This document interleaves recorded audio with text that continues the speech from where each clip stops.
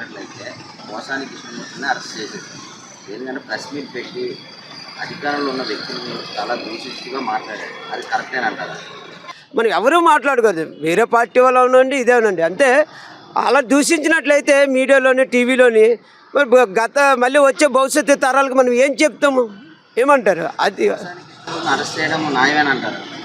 మరి తప్పే కదండి. ఇది ఒక నాయకుడు ఎవరైనా సరే ఒక నాయకుడిని ఆ విధంగా దూషించడం అనేయడం అనేది న్యాయం కాదు. అది కాబట్టి డిప్యూటీ సీఎం ఆ రేంజ్లో ఉన్న వ్యక్తుల మీద అలా మాట్లాడడం కరెక్ట్ కాదు. అది కరెక్ట్ కాదండి, ఎటువంటిది కరెక్ట్ కాదు. ఏమనంటే సజెషన్ ఏమైనా ఇవ్వండి, సజెషన్ ఏమనంటే ఇలా కాదండి ఇలాగంటే సజెషన్ ఇవ్వండి, వాళ్ళు మార్చుకోగలరు.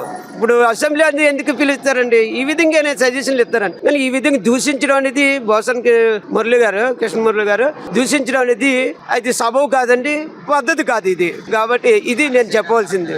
మరి అరెస్ట్ తప్పు చేస్తే అరెస్ట్ చేయడంలో తప్పు ఏముందండి? ఎవరైనా సామాన్యులు అనుకోండి, హైకి వెళ్ళాల్సిన ఎవరైనా సరే అది అరెస్ట్ చేయడం మాత్రం కరెక్ట్ అని భావిస్తాను.